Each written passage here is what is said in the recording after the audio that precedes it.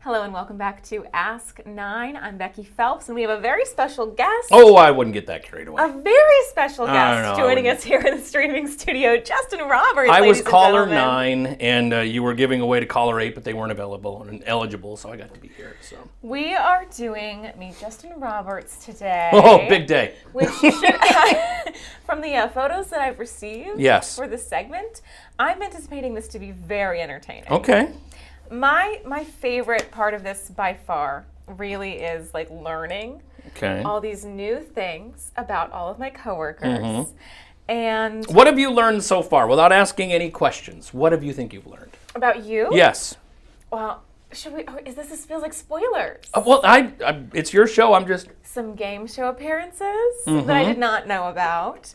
Some secret talents I did not know about. Musical talents. Now I will say, theater, some kind of artsy background has been pretty common Yeah. with our honor staff. Shocking, I know. We are not. We are not a quiet people. We are not. No. But I am very, very interested to hear more about these background talents. Okay. First question. I don't though. normally grant interviews, so this is a big This day. is an exclusive. I don't guys. normally do sit-down interviews. Exclusive. I'm nervous. with I'm Justin. sweaty. You can tell. Okay. First question. Okay. How did you get into this industry? It started with radio. I grew up in a small town in northeast Iowa, and we had a radio station that I grew up listening to. And when I was in high school, friends of mine that were in high school worked at the radio station. They're like, hey, do you want to work at the radio station? So I started working Sundays from noon until 6 p.m., read the weather once an hour at 5 minutes after the hour, and then ran the control board. Then that led to like reading the weekend news. They had a show on TV where people would call in and sell items called Swap Shop. Okay. I hosted that. Swap shop. Did sports play-by-play, and then came down here, moved to Cedar Rapids, graduated high school, started going to Kirkwood. I moved down here Memorial Day weekend. I graduated on a Sunday, moved down here the next day. Wow. And transitioned from one radio station to working for one down here in Cedar Rapids. And that led to years and years later doing TV. We have some throwback radio pictures Okay. here. What are we looking at? The first one on the left is me doing a show from WHO in Des Moines. I think it was during State Fair, where I could go to Des Moines, cover the State Fair, but still do my radio show in Cedar Rapids from Des Moines. The second one is a second grade teacher. Now, she wasn't my second grade teacher, but that's Mrs. Swanson, with me, one of the first Market After Dark events that downtown Cedar Rapids did when I was working at WMT. That is a lot of fun. Some more radio throwbacks here. Oh, my goodness. On the left there. That's always a good start. Yeah. We did a show live from the Crystal Studios on the State Fairgrounds, and that was my 4-H advisor, family friend of ours, who has since passed, but he came and he and I hosted a show for 2 hours statewide from the State Fair. I'm like, Dave, come be my co-host, and I think that's us talking about what we were going to do in the next commercial break, live and unscripted from the State Fair. And then my best friend on the right side, Andy Peterson, and I hosting the Hawkeye Radio Network's pregame show on WMT. I'm pretty sure it was a very cold day before a Hawkeye football game down at Melrose and Melrose. And those were the Dr. Pepper girls, because we were giving away Dr. Pepper for the pregame broadcast. The Dr. Pepper girls. And yeah, there was a Larry Culpepper. I remember, if you remember the commercial where he was like the Dr. Pepper guy, we're going back to like 2015 or so. Well, Larry Culpepper is handing out Dr. Pepper, and he brought the Dr. Pepper girls with him. Okay. So we interviewed him on the radio. That sounds like a blast. So yeah. I also have to ask now, what did you do for 4-H? Oh gosh, we had pets. I grew up on a dairy farm, so I would lead. We'd show dairy cattle. My record book. I think I made a small model of our farm out of wood, because this is back when like Earl toys were a big thing.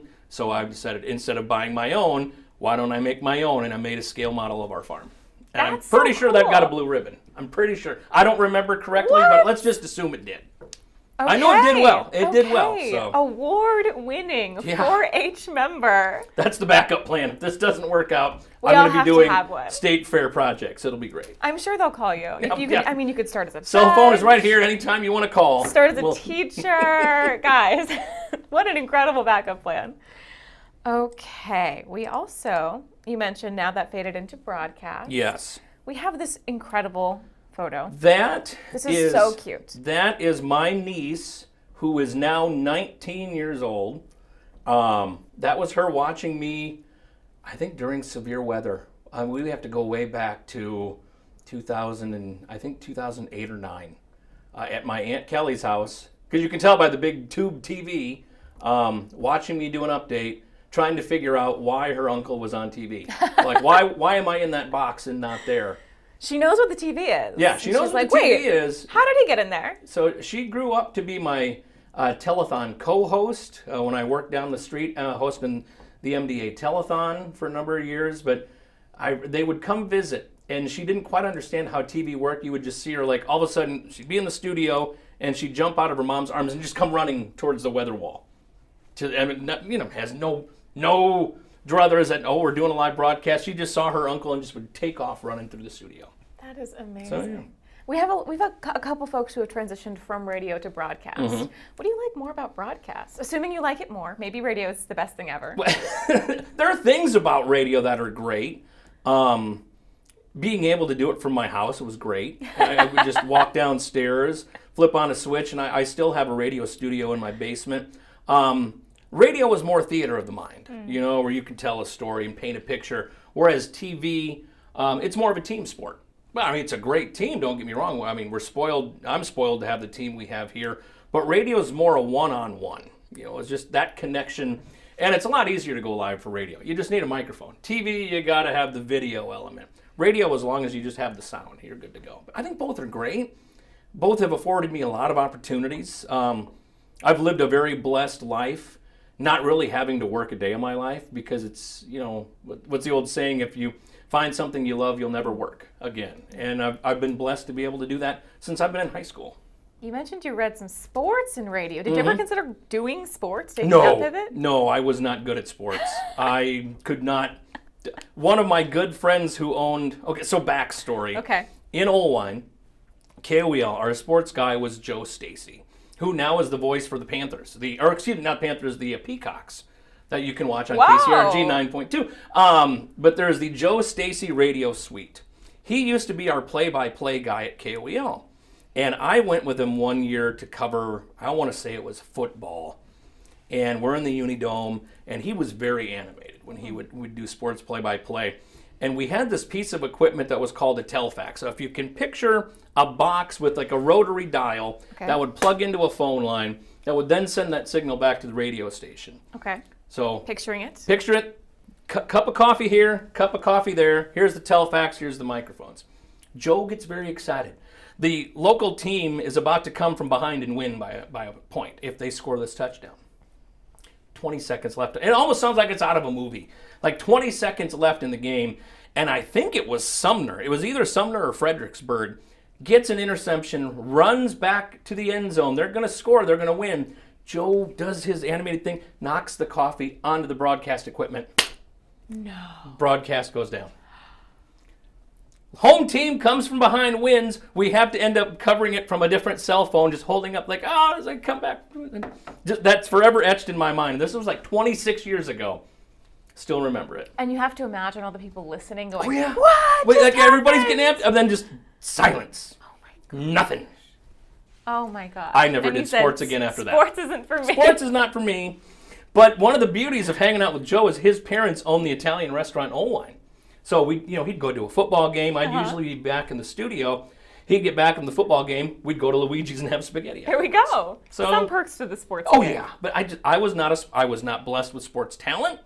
I could Me not neither. play a sport, so I didn't do sports. Okay, you mentioned the telethon. Mm-hmm. Tell us about this. Oh, as a kid, I grew up, watching the Jerry Lewis Labor Day Telethon. Do you know, by the way, who that is on the left side? Tell me. Cedar Rapids Mayor Tiffany O'Donnell. No. I should have guessed that. Mayor I should have Tiffany and guessed I that. used to host the Labor Day Telethon. In fact, that tote board used to be in my garage till about 2 weeks ago. What happened to it? They were going to throw it away. I'm like, no, you can't throw it away. That's history. I gave it to a friend of mine who collects signs. Okay. So it still Okay. lives on. But for 10 years, it lived in my garage. Good on you for saving that. Well, I didn't want it to see it get thrown out. But I grew up watching it. And, in radio, working here locally, they'd always have the Radio Love Network. And when I transitioned from radio to TV, I got to go host the Waterloo portion of the telethon up at Sam's Club. And then the next year, I was brought down to the main studio, and Tiffany and I hosted 2 or 3 years together. And then one of my best friends, Jared, and I became the co-host. And we hosted it until they stopped doing the telethons in like 2013, I believe, is when they finally stopped doing them. I love looking at this. It's so It's like a time capsule. like it's such a moment, and we don't get moments like that much anymore. I mean, even when we do events like this, they're not always so like colorful and big, and the And lights. it was showbiz. You Yeah. know, put a tux on, put an evening gown, go unscripted for 21 hours. You know. Yeah. It was They don't a really do it different like era. that anymore. You know, that is a bygone era now. I feel like I'm 60. Back in the day. Back in my day. We used to do live television. Speaking of game shows, Mm-hmm. Wheel of Fortune. That's my girlfriend Becky, who is a saint. She is doing the Lord's work, spending time with me. We went to the Iowa USC game in November. You remember hearing, Becky, about all the rain that was in California? I do. I was there when it started. It started raining on that day. Did you do that? On the left, and it didn't stop the entire time we were there. But she had a former coworker who worked at Sony Pictures. And she's like, hey, we're going to be out in California, such and such. Is there any way we can go see a taping of Wheel of Fortune? So we got to, and she and I got to spin the wheel. That's so cool. Only people that weren't contestants that day that got to spin the actual Wheel of Fortune. Do you remember what you landed on? Didn't even look. I was so nervous because I didn't want to touch it. And they're like, spin the wheel. And I remember asking them, are you sure? Like, are you sure I can touch it? What if I break it? What It's if I gotta break be it? sturdy. What happened? Because they're like washing the thing. After every the episode, guys coming out with like handy wipes and scrubbing it down. And they're like, oh yeah, spin the wheel. I'm like, I'm not authorized. I don't know if I should. Am I allowed to do that? Am I allowed? Are you going to kick me out? Did you get to meet the hosts? We got to see them. See him. Okay. I didn't get to meet them, but I was about from you and me to about maybe 6 feet away from Ryan Seacrest. Oh my gosh. We stood there while they were doing the bonus round, which was pretty cool. That is awesome. But you're there for 3 episodes and your hands hurt so much because you're always constantly clapping and everything. Yeah, that's such a cool experience, though. It was once in a lifetime. I've got to spin the Price is Right wheel. From when I worked down the road, we went to CBS and did behind the scenes. And I have now got to spin the Wheel of Fortune wheel. There are no big wheels, Becky, left to spin. I have spun the big wheels. You've spun every single wheel. Every big wheel that's available to me, I have now spun. That is pretty impressive, actually. And that's Becky and I from Christmas Eve on the right side there at St. Jude. She came to see me at church because I play the organ at my church, and so she came to the service, and there's a picture of that. We normally don't get pictures of us taken. We have to make it a point like, hey, remember, Yes. let's take a picture so we can save this. That can be difficult. Yeah. It really can. But that's a lovely picture. Yeah. Okay. She's very photogenic. You mentioned your musical talent. That is on a cruise in Alaska in 2018. That's on a boat? This was one of those, here's the lodge before you get on the Oh, boat. God. I was like, there's no way that room is in a boat. Okay. So this was, I don't even remember how it came about, but they knew I played the piano, so I sat there, and I think for like an hour and a half just taking requests, and people would shout out songs, and it was a whole thing. So you can play without music? Mm-hmm. When did you start playing the piano? When I was in kindergarten. This is so cool. I started taking piano lessons when I was in first grade. Okay, so I took piano lessons back in my day. Back in the the good old day. days. I was not that good at it. It's really difficult. Yeah. Okay, so how long did you keep up with it? Like, I still play. I took piano lessons from first grade all the way through a senior in high school. Through elementary and middle school, my music teacher at Starmont was my piano teacher, Mr. Strauss. It worked out well. His name is Strauss, by the way. I mean, if with the last name of Strauss, you have to be like a piano teacher or a music teacher. You kind of do, yeah. So it worked out well. I would just stay after school on Mondays and take piano lessons. And then when I got advanced, his wife also taught piano lessons. So then she taught me through high school. That's so cool. So I got, both. She has since passed. He's still alive. He watches us every morning. Shout out to Mr. Strauss. Shout out to Mr. Strauss up there in Elkader and everybody. But it was one of those things that I hated it as a kid. And I'm sure you probably went through this too. We're like, oh, Becky, go play the piano. Did your parents make you sit down and all the neighbors are come over? You're going to go play the piano. And I kind of hated it. I still won't randomly just play the piano unless I have to be in the mood for it. I have to be like, okay, it's not like a dance monkey sort of thing. I kind of have to be in the mood for it. But I play the organ at church. It's enjoyable. I have a baby grand at home. After my car accident, I bought myself a baby grand as kind of a get well gift for myself. And it was good physical therapy for my hand that was crushed so that I can still play the piano and everything. So, do you have a favorite kind of music to play? Easy. Easy music's the best. I don't know. Classic rock, I like a little bit of everything. I'm very eclectic for my music style. It's kind of what I grew up with, too. Growing up on a farm, Dad listened to country. My mom listened to classic rock. Grew up in church, so, hymns and gospel and all that stuff. But I can do anything from show theme songs to, I think I've taken requests from, Journey and stuff like that. So it's wide. Oh, yeah. It's wide-ranging. Okay, well, next time you're in the mood and there's a piano I'll call you studio, over. Come on over. Yeah. Somebody call me. I want to hear this. And now we come to today. This needs very little introduction, except that I do desperately need to know what's going on in this photo on the left. On the photo on the left, the Colonels were debuting a hot dog last year. Oh my gosh, I do remember that. And they brought it into Everyday Iowa, and I was like, well, I'll eat it because it was very messy, but I'm like, I have to lean. I'm leaning away from the desk because I knew it was going to be just a sloppy mess. And it was really good, too. Oh my God. That looks like so much fun. Remind me, we've had Everyday Iowa for 2.5 years. 2.5 years. It launched September 11th of 2024? I think that sounds right. 23 or 4. Yeah. It's been around for years, and it's been a labor of love. I think it was 24, 25. Yeah, 24. So we're going into our 3rd year starting in September. You guys have so much fun on that show. We didn't know what it was going to be when it launched. We're like, let's fill an hour. Let's fill it with local stuff. And we've had llamas. We've had marching bands. We've had tubas.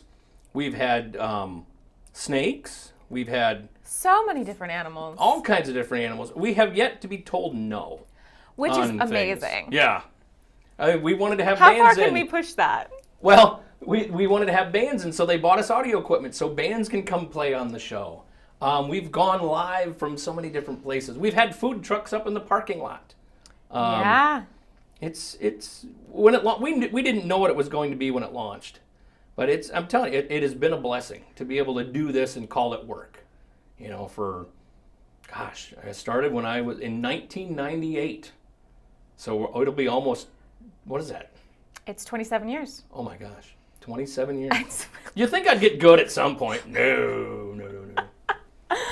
So there's the morning team. Yes. Jackie, Charles, Kristen, and me. There's our good buddy Joe up there in the upper right. We were talking about Ragbri. And then the bottom right, that was just kind of a, hey, let's go live from Fry Fest and see what we can find. And that's kind of the most fun you can have. And there's former Iowa State football coach Dan McCarney, one of the Boddicker brothers from the Hawkeyes. And it's like, hey, who could we find and talk to? We got to talk to Coach Lisa Bluter that day, too. Oh, just that's unplanned. awesome. Like, hey, Coach, you want to come in and do the show? It's just that the spontaneity and randomness of Everyday Iowa. You wear so many hats for us here at KCRG, one of them being weather. Mm-hmm. So I do want to ask, yes, if you have a favorite kind of weather. A hot summer night. Where it's like a Friday night, so I can stay up late. Just a hot summer night where you can sit outside. That's probably my favorite weather. I don't like it too. The older you get, Becky, you will realize you don't like You stop talking like extremely that. cold. But just where you can sit outside, look at the stars, just listen to nature on a hot summer night. Have a drink in hand. It's just that's the tops for me. Sounds wonderful. When you get older, you'll realize. back in my day. Well, that's the other thing. I'm the old guy now. No, when you're I start, not. No. When I started in broadcast, I was the young guy. I was, at 22, 23, 24, just a young pup. And now I'm the old one. I'm 42 now. It's not even close. Don't listen to I'm that. just saying, it's age and wisdom, It's- Wisdom is wonderful. True. We are very lucky to have so many incredible veterans Mm-hmm. of the industry with us here. Because we have some 22, 23-year-olds Mm-hmm. in the newsroom too. And I started here when I was 22. Yeah. And I felt so incredibly blessed Mm-hmm. to be in this building with people who know what they're doing Yep. and have been doing it for so long that they have so much to teach you, which is incredible. It is growing up in this area, as I know you did, if you would have told 5-year-old me that I would be here at TV9 hosting a local show doing weather in my 40s, I'd be like, go back to bed. Something's not right. But it is, we're very blessed and lucky people to be able to do this, and you and I to be able to do it at home. Yeah. Not to have had to move away, Yeah. where we can do it where family's still here, which is not everybody gets that opportunity. No, my mom has frequent, she'll call me after every show and let me know how it went. My mom, growing up doing weather like I have before she passed away, she would always, I'd do weather. It'd be like severe weather, and she's like, "All right, what's it really gonna do?" She'd call. She's like, convinced. All right, well, we Tell do me- do a whole tell me what's really forecast. gonna Like, happen. all right, what's it really gonna do?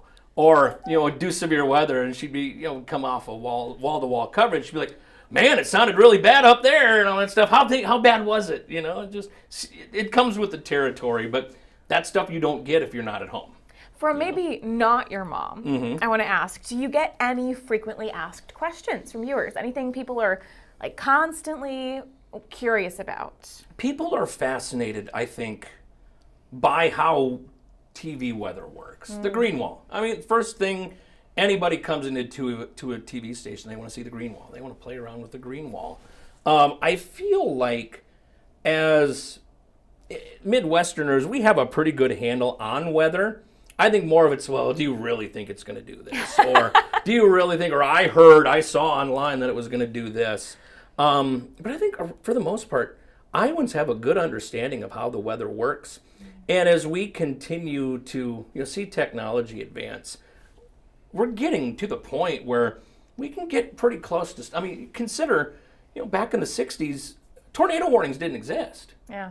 They were invented here in Cedar Rapids. I don't know if you know that.